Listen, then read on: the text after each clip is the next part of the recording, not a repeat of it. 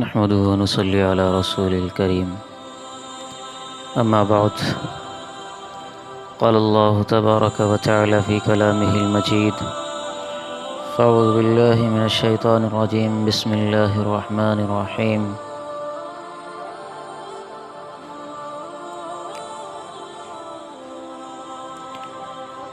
وأقيموا الصلاة وآتوا الزكاة وما تقدموا لأنفسكم من خير تجدوه عند الله هو خيرا وأعظم أجرا واستغفروا الله إن الله غفور رحيم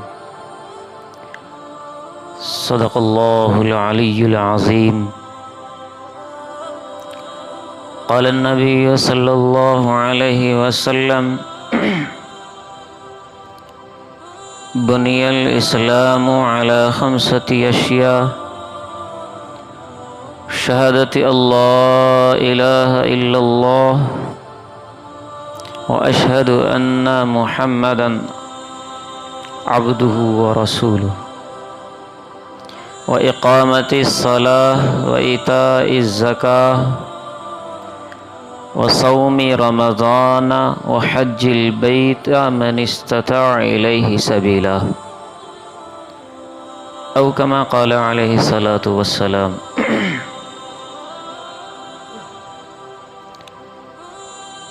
انتہائی قابل قدر بزرگان دین،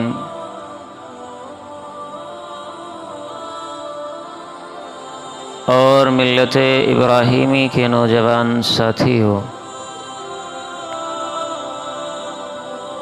اللہ رب العزت نے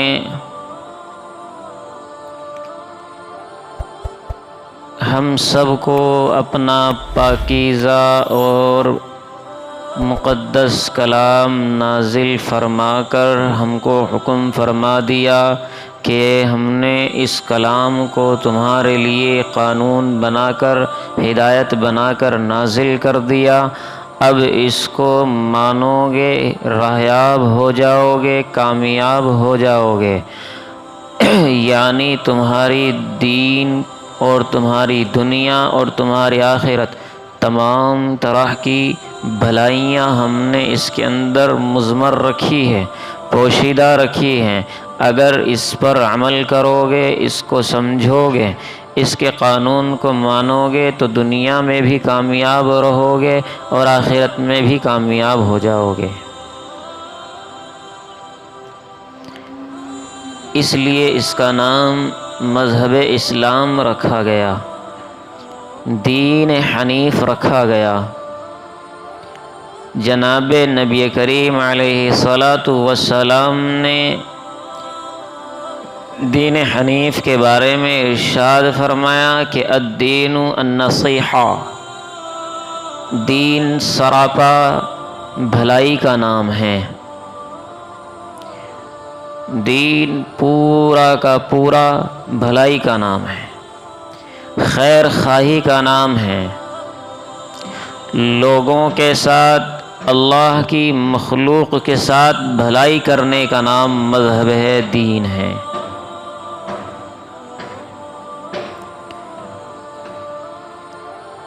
اور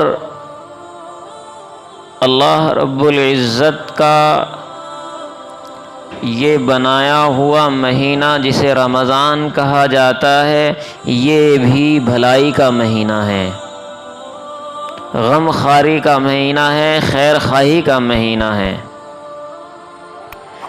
سرور کائنات جناب محمد الرسول اللہ صلی اللہ علیہ وسلم کے بارے میں اماں عائشہ رضی اللہ تعالی عنہا فرماتی ہیں کہ جناب نبی کریم علیہ الصلاۃ والسلام اس مہینے میں یعنی رمضان کے مہینے میں سخاوت کا دریا بن جایا کرتے تھے۔ آپ کے یہاں سخاوت بہا کرتی تھی، ہواؤں کی طرح چلا کرتی تھی، یعنی آپ علیہ الصلاۃ والسلام پورے سال بھی صدقات و خیرات کیا کرتے تھے، لیکن جتنا اس مہینے میں کرتے تھے اتنا کبھی نہیں فرماتے۔ اس لیے آپ علیہ الصلاۃ والسلام کی سخاوت و فیاضی کے بارے میں کہا گیا کہ آپ اس مہینے کے اندر گویا آپ کی سخاوت دریا کی طرح بہہ رہی ہے۔ کیوں؟ کیونکہ یہ مہینہ غمخواری کا مہینہ ہے، یہ مہینہ بھلائی کا مہینہ ہے، اور ہمیں جو مذہب دیا گیا وہ بھی بھلائی کا دیا گیا، یعنی پورے دین کو ہی بھلائی کہہ دیا گیا۔ اگر انسان انسانوں کے ساتھ، اگر انسان غیر انسان کے ساتھ، اللہ کی مخلوق کے ساتھ بھلائی نہیں کرتا تو سمجھو اس کے اپنے دین میں نقص ہے، وہ دین کے اندر کمزور ہے۔ اللہ کا دیا ہوا دین ابھی تک اس کے سینے کے اندر پورا نہیں اترا ہے، اس کی عملی زندگی کے اندر اللہ کا دین نہیں ہے۔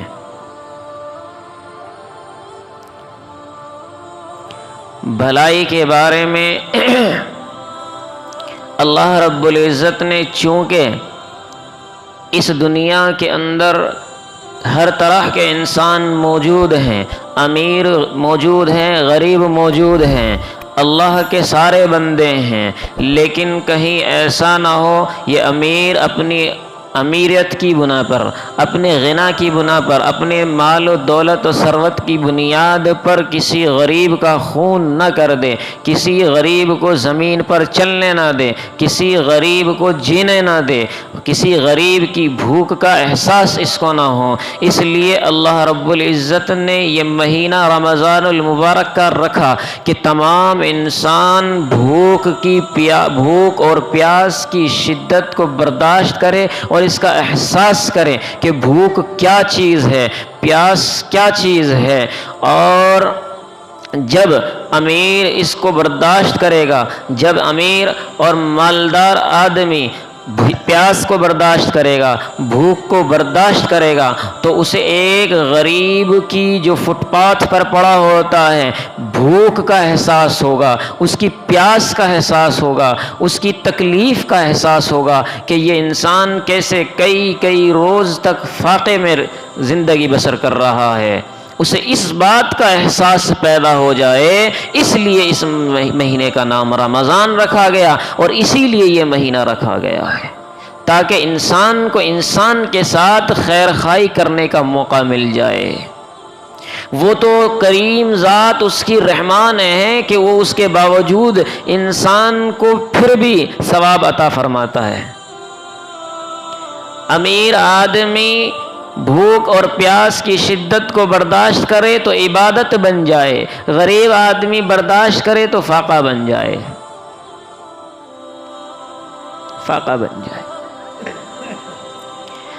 اب یہاں پر اسے اس بات کا احساس تو ہوا کہ بھوک کیا چیز ہے، پیاس کیا چیز ہے، اور وہ یہ کہہ سکتا ہے کہ مجھے معلوم ہے بھوک کیا ہے، پیاس کیا چیز ہے، لیکن اس کی بھوک کا انتظام، اس کی پیاس کا انتظام، اس کی ضرورت کا انتظام کرنے کا جذبہ کیسے پیدا ہو؟ جذبہ کیسے پیدا ہو؟ اس جذبے کا نام زکوٰۃ ہے، اس جذبے کا نام زکوٰۃ ہے، اور یہ زکوٰۃ دین کی بنیاد میں سے ہے۔ سرور کائنات جناب محمد الرسول اللہ صلی اللہ علیہ وسلم نے ارشاد فرمایا، بنی الاسلام علی خمسۃ اشیاء، اسلام کی بنیاد 5 چیزوں پر ہے، شہادت اللہ الہ الا اللہ و شہادت ان محمد رسول اللہ۔ پہلی یہ ہے کہ اللہ کے واحد ہونے کی گواہی دینا، محمد کے رسول اللہ ہونے کی گواہی دینا۔ دوسری بنیاد اسلام کی اقامت الصلاۃ، نماز کا قائم کرنا ہے۔ تیسری اسلام کی بنیاد زکوٰۃ، ایتاء الزکوٰۃ، زکوٰۃ کا ادا کرنا ہے۔ اگر انسان اسلام میں پورا آنا چاہتا ہے تو اس کو شہادت اللہ الہ الا اللہ کا اقرار کرنا ہوگا، شہادت ان محمد رسول اللہ کا اقرار کرنا ہوگا، نماز قائم کرنی ہوگی، زکوٰۃ ادا کرنی ہوگی، رمضان کے روزے رکھنے ہوں گے، اور بیت اللہ کا حج کرنا ہوگا۔ جب یہ 5 چیزیں اس پر فرض ہونے کے بعد وہ ان کو پورا کرتا رہے تو سمجھو کہ وہ اپنے دین میں، اپنے اسلام میں پورا داخل ہے، پورا داخل ہے۔ پہلی شرط سب میں پائی جاتی ہے، اللہ کے ایک ہونے کی گواہی دیتا ہے، محمد کے رسول اللہ ہونے کی گواہی دیتا ہے، لیکن جب دوسری بنیاد آتی ہے اقامت الصلاۃ، نماز قائم کرنے کی، تو سستی کر جاتا ہے۔ جتنی مضبوط بنیاد ہوگی اتنی مضبوط عمارت ہوگی، بنیاد کمزور کر دی جائے تو اس پر عمارت اور بلڈنگیں نہیں رکا کرتی۔ اگر اس انسان کے اسلام کی خود کی بنیاد کمزور ہے تو اس کے اعمال کا بھی کوئی اعتبار نہیں ہے، اس کے اعمال کا بھی کوئی اعتبار نہیں ہے۔ ایتاء الزکاۃ، زکوٰۃ اسلام کی بنیاد میں سے ہے۔ اللہ رب العزت نے زکوٰۃ کو 82 مرتبہ قرآن کریم کے اندر ذکر فرمایا۔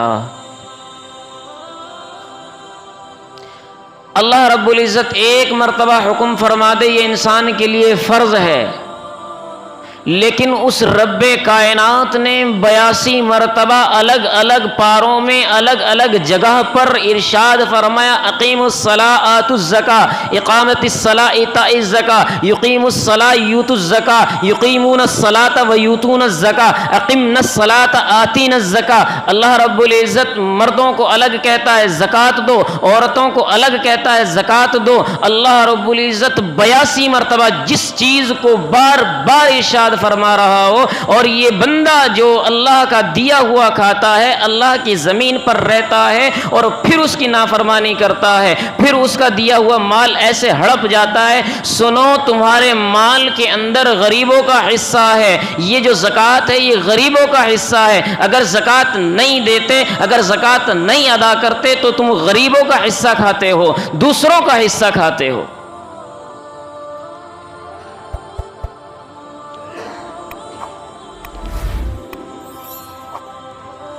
بھلائی کے لیے اس کو رکھا گیا ہے۔ زکوٰۃ کے معنی آتے ہیں صفائی کے، زکا یزکی تزکیتن، صفائی کرنا، میل کچیل کو دور کرنا۔ اللہ رب العزت نے جو مال دیا ہے اس میں سے یہ مقررہ مقدار 2.5%، 40واں حصہ یہ نکالنے سے وہ مال پاک ہو جاتا ہے۔ جیسے انسان کے جسم کے 30 دن کے روزے رکھنے سے انسان کے جسم کی زکوٰۃ نکل جاتی ہے، اسی طریقے سے 2.5% مال کی زکوٰۃ نکالنے سے مال پاک ہو جاتا ہے۔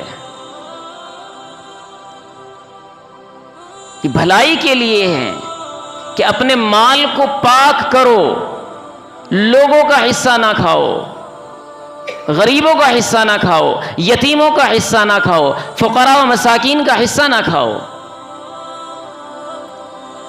یہ زکوٰۃ اس لیے ہے۔ اور ثواب کی جہاں بات آئے، رب سبحانہ و تعالی یوں ارشاد فرماتے ہیں من جاء بالحسنہ فلو حسنۃ بعشر امثالها، کہ جو بندہ ایک نیکی لے کر آئے، یعنی 1 روپیہ خرچ کرے راہ خدا میں، تو اللہ رب العزت اس کو 10 گنا عطا فرماتے ہیں، اسے 10 گنا عطا فرماتے ہیں۔ اب یہاں پر جناب نبی کریم علیہ السلام نے دعا فرمائی اللہم زد، یا اللہ اس میں اور بڑھا دے، اور بڑھا دے۔ اللہ رب العزت نے ارشاد فرمایا مثل الذین ينفقون اموالهم فی سبیل اللہ کمثل حبۃ انبتت 7 سنابل فی کل سنبلۃ 100 حبہ۔ فرمایا جو راہ خدا میں خرچ کرتے ہیں ان کی مثال ایسی ہے جیسا ایک دانہ آپ نے زمین میں ڈالا اور زمین سے ایک کونپل نکل آئی، اس ایک کونپل پر 7 بالیاں نکل آئی، فی کل سنبلۃ 100 حبہ، اور ہر بالی کے اندر 100 دانے، ہر بالی کے اندر 100 دانے، ایک درخت پر 7 بالیاں اور ہر بالی کے اندر 100 دانے، تو کتنے دانے ہوئے؟ 700 دانے ہوئے۔ دانے کتنے ڈالے زمین میں؟ ایک دانہ مل رہا ہے کتنا؟ 700۔ یہ دنیا میں مل رہا ہے، یہ اپنی آنکھوں سے دیکھ رہے ہو۔ وہ رب جس کے دینے میں کمی نہیں، جس کے خزانے میں کمی نہیں، ازل سے ابد تک رہنے والا خزانہ کبھی ختم نہیں ہوتا، کبھی کم نہیں ہوتا، وہ کس طرح عطا کرے گا، وہ کس طرح عنایت فرمائے گا؟ فرمایا اللہم زد، یا اللہ اور بڑھا دے، اور بڑھا دے، اور بڑھا دے۔ اللہ رب العزت نے پہلا قانون بنایا کہ 10 گنا عطا کروں گا، لوگوں کی حاجتوں کو دیکھتے ہوئے اللہ رب العزت کے لاڈلے حبیب جناب نبی کریم علیہ السلام نے دعا فرمائی تو 700 گنا کر دیا گیا۔ پھر دعا فرمائی، اللہ رب العزت نے فرمایا کہ نہیں حبیب آج ہٹ جا، آج کیلکولیٹر کا حساب ختم کر دے، آج ریاضی کا حساب ختم کر دے۔ من یقرض اللہ قرضا حسنا فیضاعفہ لہ اضعافا کثیرا، جو انسان اللہ کے لیے قرض حسن دے گا، زکوٰۃ نکالے گا، صدقات کرے گا، خیرات کرے گا، تو اللہ سبحانہ و تعالی اپنی شایان شان اس کو بڑھا چڑھا کر کے دے گا۔ اب 700 گنا سے بھی زیادہ کروس کر گیا۔ ہاں، وہ اللہ عطا کرنے والی ذات ہے۔ میں کہوں جھوٹا، تو کہے جھوٹا، دنیا کے اندر ہر انسان جھوٹا، لیکن رب کا کلام سچا، رب کا حبیب سچا، رب کا کلام سچا۔ خود رب کہتا ہے کہ جو مجھے دے، یہ نہیں کہتا کہ لوگوں پہ خرچ کرے۔ دیکھو اللہ نے اس کی بھی شان رکھی، اس کی بھی عزت رکھی۔ جس کو قرض دے دیا گیا اس کو بھی کہہ دیا کہ اس کو نہیں دے رہا، مجھے دے رہا ہے۔ من یقرض اللہ قرضا حسنا، کون ہے جو اللہ کو قرض حسن دے؟ کون ہے جو اللہ کو، کوئی ہے جو اللہ کو قرض حسن دے سکتا ہے؟ نہیں۔ مطلب یہ ہے کہ کون ہے اللہ کی مخلوق پر خرچ کرے، یضاعفہ لہ اضعافا کثیرا، کہ اللہ رب العزت اس کو بڑھا چڑھا کر کے عطا کرے۔ اضعافا کثیرا، تو یہ زکوٰۃ ہے جس کے بارے میں اس طریقے سے اللہ رب العزت نے ترغیب دلائی، شوق دلایا، تاکہ انسان کی بھلائی کر سکے، تاکہ انسان اپنے دین کے اندر مکمل آ جائے، اسلام کے اندر پورا داخل ہو جائے۔ کیوں؟ اسلام ہے ہی بھلائی کا نام، الدین النصیحہ، دین بھلائی کا نام ہے۔ یہ مہینہ بھلائی کا چل رہا ہے اور دین بھی بھلائی کا نام ہے۔ اب غریبوں پر خرچ نہ کرنا جبکہ اللہ کا بھی حکم ہے، کون سی بھلائی ہے؟ کون سا دین ہے؟ کون سا مذہب ہے؟ اس سے، سخاوت سے، خرچ کرنے سے اللہ کا قرب حاصل ہوتا ہے، اللہ کے قریب انسان پہنچتا ہے۔ اور یاد رکھو اللہ رب العزت نے قرآن کریم کا نزول جس وجہ سے فرمایا، جس کی وجہ سے، یعنی جس لیے، اس کا مقصد قرآن کریم کا جو ہے وہ ہے ھدی للمتقین، متقیوں کے لیے ہدایت، متقیوں کے لیے راہیاب کرنا، متقیوں کو سیدھا راستہ دکھانا۔ اب متقی ہے کون؟ قرآن کریم میں اللہ رب العزت نے جہاں جہاں متقی کی ڈیفینیشن فرمائی وہیں زکوٰۃ کا حکم فرمایا۔ الذین یؤمنون بالغیب، یہ وہ لوگ ہیں جو غیب پر ایمان رکھتے ہیں، غیب پر ایمان رکھتے ہیں، یقیمون الصلاۃ، زکوٰۃ دیتے ہیں، نماز ادا کرتے ہیں، ومما رزقناہم ینفقون، اور جو ہم نے ان کو عطا کیا ہے اس میں سے خرچ کرتے ہیں۔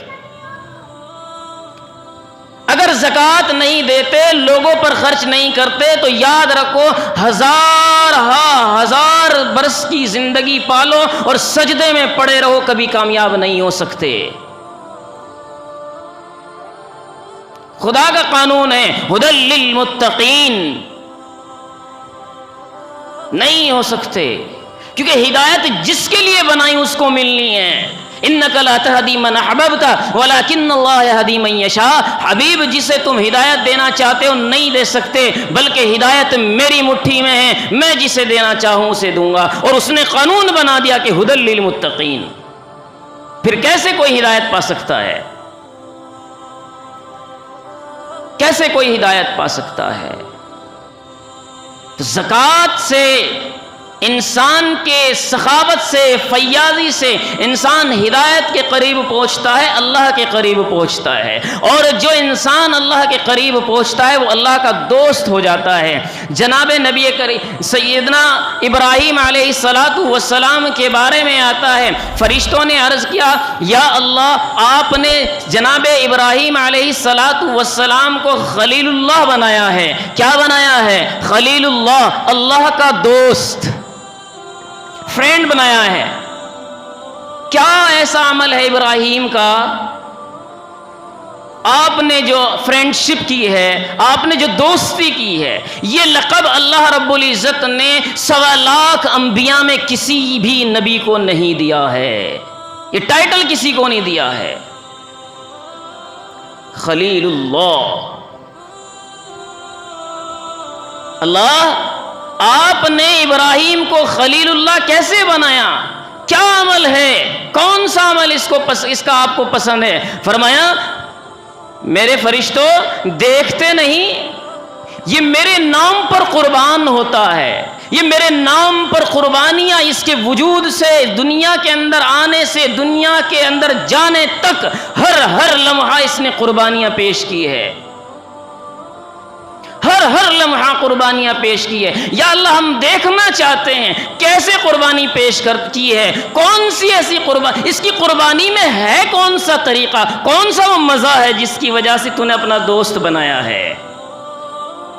چنانچہ وہ فرشتے انسانی شکل میں آزمائش کے لیے، آزمانے کے لیے حضرت ابراہیم علیہ السلام کو زمین پر آ جاتے ہیں، اور سیدنا ابراہیم علیہ السلام اپنی بکریوں کا ریوڑ لے کر، اپنے مویشی اور جانوروں کا ریوڑ لے کر چرانے کے لیے چلے جا رہے ہوتے ہیں، جنگلات میں ہوتے ہیں، صحرا میں ہوتے ہیں، بیابان میں ہوتے ہیں، اور وہ فرشتہ ایک جھنڈ کے پیچھے بیٹھ جاتا ہے، ایک جھاڑی کے پیچھے بیٹھ جاتا ہے۔ جب سیدنا ابراہیم علیہ السلام کو اپنے قریب پاتا ہے تو پیچھے سے پڑھتا ہے سبحان اللہ والحمد للہ ولا الہ الا اللہ واللہ اکبر ولا حول ولا قوة الا باللہ العلی العظیم۔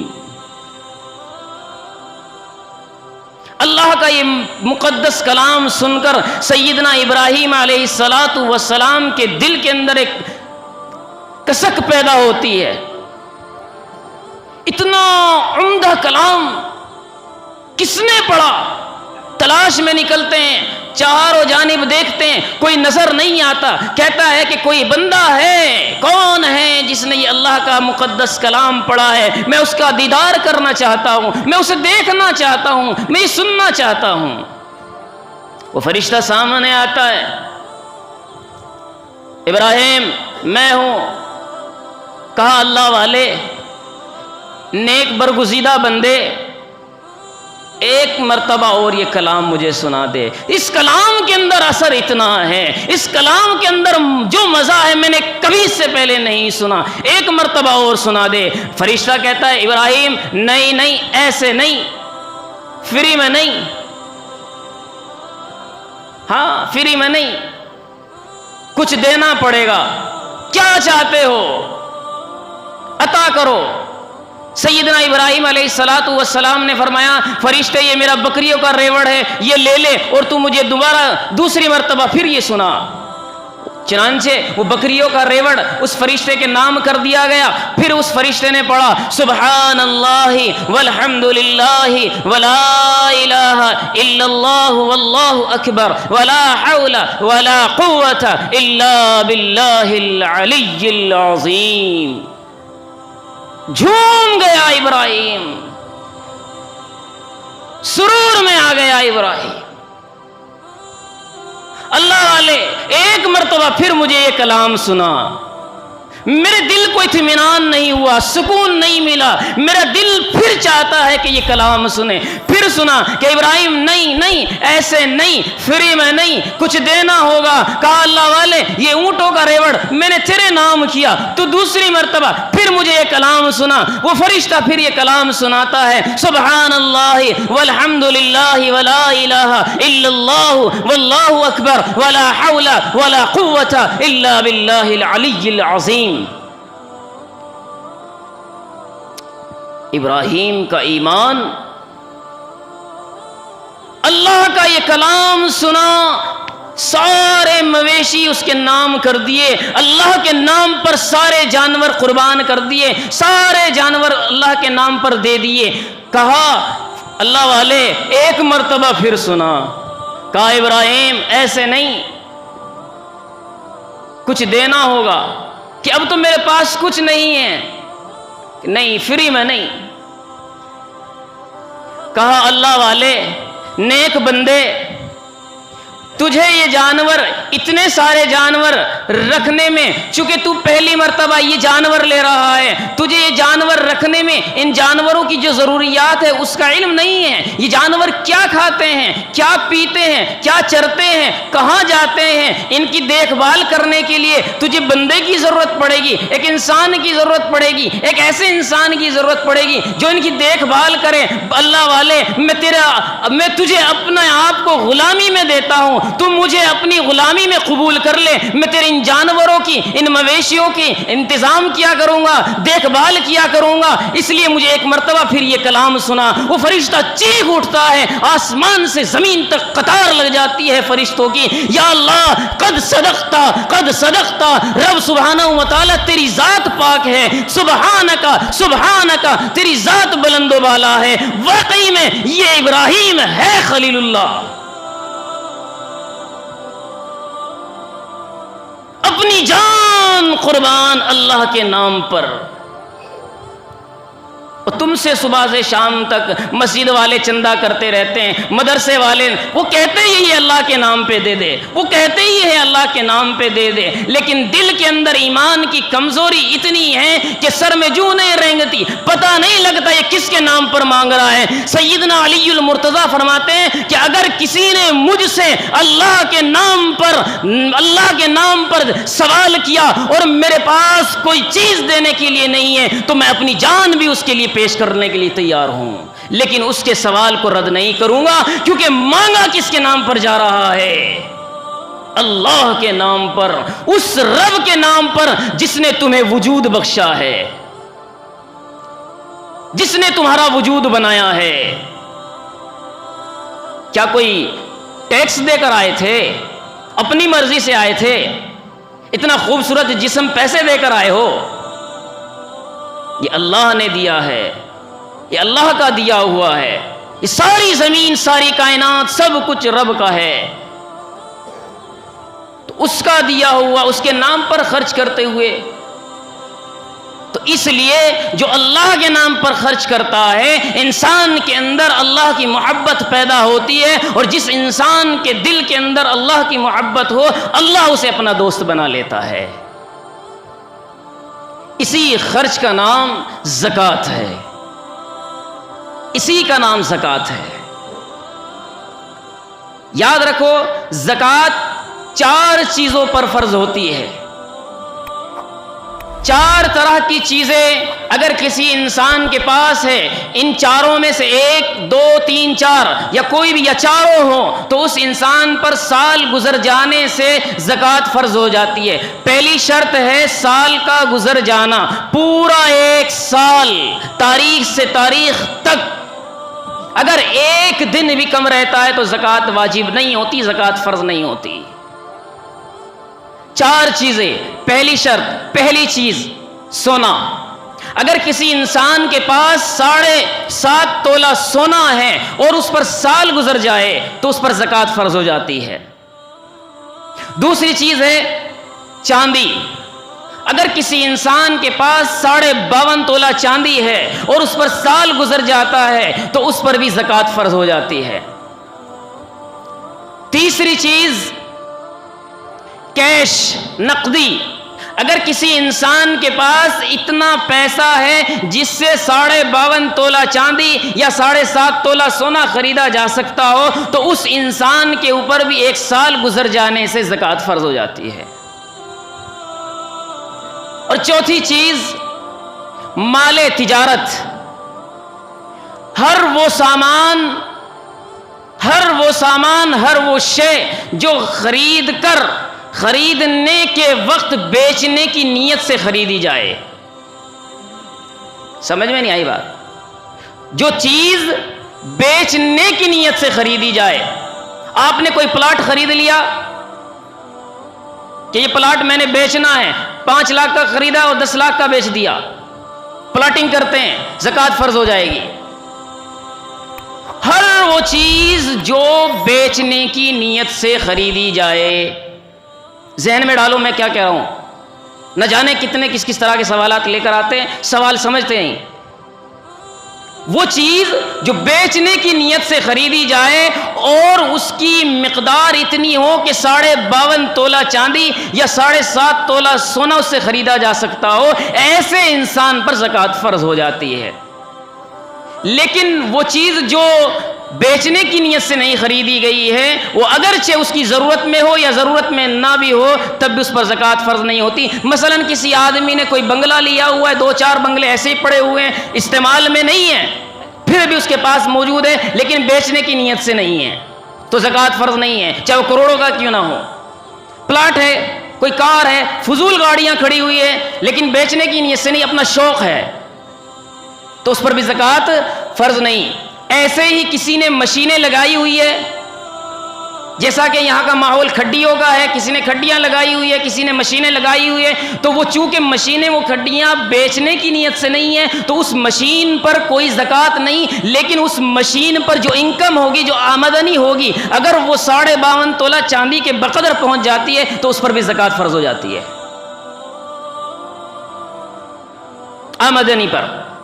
ایسے ہی پرچون کی دکان ہے, اس میں سارا کا سارا سامان ہاں جی بیچنے کی نیت سے. یاد رکھو, پرچون والے زیادہ گڑبڑی کرتے اس مسئلے میں. پرچون کی دکان پر جتنا سامان ہے وہ سارا بیچنے کی نیت سے, لہذا اس کی قیمت کو لگایا جائے گا. اگر وہ اتنا پہنچ جاتا ہے تو اس سے بھی زکوٰۃ فرض ہو جاتی ہے. یہ 4 چیزیں ہیں جس سے زکوٰۃ فرض ہو جاتی ہے. اب لینے والا کون ہے, یہ زکوٰۃ کس کو دی جائے, مستحق کون ہے؟ فرمایا سب سے پہلے مستحق اپنا قریبی رشتہ دار ہے.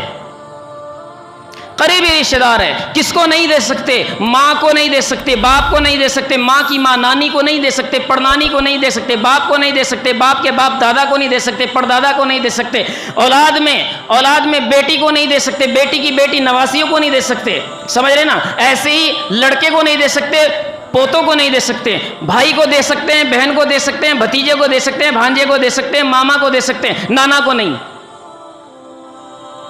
سمجھ میں آ رہی نا مسئلہ؟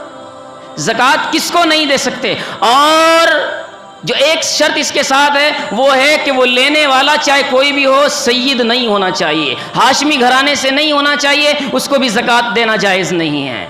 چاہے وہ زکوٰۃ کا مستحق ہی کیوں نہ ہو, غریب چاہے کتنا ہی کیوں نہ ہو, اس کی امداد کرو, زکوٰۃ نہ دو. زکوٰۃ کا مال چونکہ یہ میل کچیل ہوتا ہے, یہ توہین ہے, اس لیے اس کو نہیں دے سکتے. آل رسول جو ہوتے ہیں, جو ہاشمی خاندان سے ہوتے ہیں, ان کا اکرام کیا جائے گا, ان کو یہ زکوٰۃ کا مال نہیں دیا جا سکتا. اور ایک آخری بات جو چلی آ رہی ہے بڑی,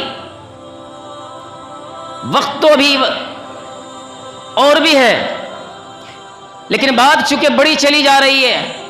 یاد رکھو, یہاں جو زکوٰۃ کا مسئلہ بتلایا گیا, اس کے اندر سال کا گزر جانا ضروری ہے. اگر سال نہیں گزرتا, اگر مثال کے طور پر کسی انسان پر محرم کی 1 تاریخ کو اتنے پیسے آ گئے کہ جس سے زکوٰۃ فرض ہو جاتی ہے, مثلا 50,000 روپے آ گئے, اور 50,000 روپے میں 52.5 تولہ چاندی آرام سے خریدی جا سکتی ہے آج کے زمانے میں. سن 2023 کے اندر 50,000 میں آپ خرید سکتے ہیں. تو جس انسان کے پاس 50,000 روپے کیش آ جائے, اب اسی تاریخ کو 1 محرم کو اگلے سال جب یہ تاریخ آئے گی تو وہ یہ دیکھے کہ آج میرے پاس اتنا پیسہ ہے یا نہیں. اگر میرے پاس 50 کے بجائے 1 لاکھ ہو گیا تو 1 لاکھ کے 40واں حصہ نکال دیجئے, 2,500. ٹھیک ہے. لیکن اگر 50 سے کم ہو جاتا ہے, 30 ہو جاتا ہے, 30 پر زکوٰۃ فرض نہیں ہوتی, تو آج کی تاریخ اور پہلی تاریخ دونوں سیم ہے, اور دونوں سیم ہونے کی وجہ سے اس پر اتنا نصاب نہیں ہے, لہذا اس پر زکوٰۃ فرض نہیں ہے. اگر کسی انسان کے اوپر قرض ہے تو پہلے قرض کا حساب ہوگا، قرض نکالا جائے گا۔ مثلا کسی آدمی کے پاس 2 لاکھ روپے ہیں، 2 لاکھ میں 1 لاکھ روپے کا اس کے اوپر قرض ہے، تو 1 لاکھ روپے کی زکوٰۃ نکلے گی اور 1 لاکھ روپے قرض کے لیے معاف کر دیا جائے گا، اس میں زکوٰۃ نہیں ہوگی۔ ایسے ہی صدقۃ الفطر کا مسئلہ چل رہا ہے، بڑا عجیب و غریب مسئلہ چل رہا ہے، نہ جانے کہاں کہاں سے مفتیان کرام نکل کر آ رہے ہیں، فرماتے ہیں کہ صدقۃ الفطر کتنا ہے۔ صدقۃ الفطر یاد رکھو، عید کے دن فجر کے بعد ہر مسلمان عاقل بالغ مرد عورت پر صدقۃ الفطر واجب ہوتا ہے، اور کس پر؟ وہ جو صاحب نصاب ہو، لیکن اس پر سال کا گزرنا شرط نہیں ہے۔ صاحب نصاب 52.5 تولہ چاندی، 7.5 تولہ سونا، یہ سمجھ رہے نا؟ اس میں صدقۃ الفطر کتنا ہے؟ سوال یہ اہم ہے، صدقۃ الفطر کتنا ہے؟ حدیث کی زبان سمجھاؤں؟ جی، حدیث میں جناب نبی کریم علیہ الصلوۃ والسلام نے ارشاد فرمایا، صاع من نصف صاع من بر او قمح او صاع من شعیر او تمر، نصف صاع گیہوں غلہ، یہ صدقۃ الفطر واجب ہے۔ اگر آپ گیہوں سے یا چاول سے صدقہ دینا چاہتے ہیں تو اس کا نصف صاع دیں گے، اور اگر آپ کھجور سے یا کشمش سے دیں گے تو پھر آپ 1 صاع دیں گے۔ یہ صاع عربی کا لفظ ہے، سمجھ میں نہیں آ رہا، آپ کی اپنی زبان میں سمجھے تو نصف صاع کہتے ہیں 1.5 کلو 76 گرام 686 ملی گرام، جسے 1.25 سے کہا جاتا ہے، جسے 1.25 کلو کہا جاتا ہے۔ نہ جانے کیسے کیسے مفتیان اکرام نکل کر آ رہے ہیں، فرماتے ہیں کہ جی 3 کلو صدقۃ الفطر ہے۔ آج بھی وزن کر لو، نصف صاع تول لو، جتنا نکلے وہ صدقۃ الفطر ہے۔ 3 کلو یا 3.5 کلو وہ کشمش بنتی ہے، وہ کھجور کا صدقہ بنتا ہے۔ یہ اچھی بات ہے کہ زیادہ سے زیادہ دینا چاہیے، لیکن عوام کو غلط مسئلہ بتلا کر الجھانا نہیں چاہیے۔ تو آدھا نصف 1 کلو یعنی 1.25 کلو کے قریب بنتا ہے، تو 1.25 کلو گیہوں یا اس کے بدلے میں آپ قیمت ایک فقیر کو، ایک غریب کو، ایک مسکین کو، ایک یتیم کو، ایک ضرورت مند کو دے سکتے ہیں۔ سمجھ میں آ گئی نا؟ دعا ہے کہ اللہ تبارک و تعالی ہم سب کو صحیح سمجھ اور عمل کی توفیق نصیب فرمائے۔ وآخر دعوانا الحمدللہ رب العالمین۔ جن حضرات نے سنت ادا نہیں کری، سنت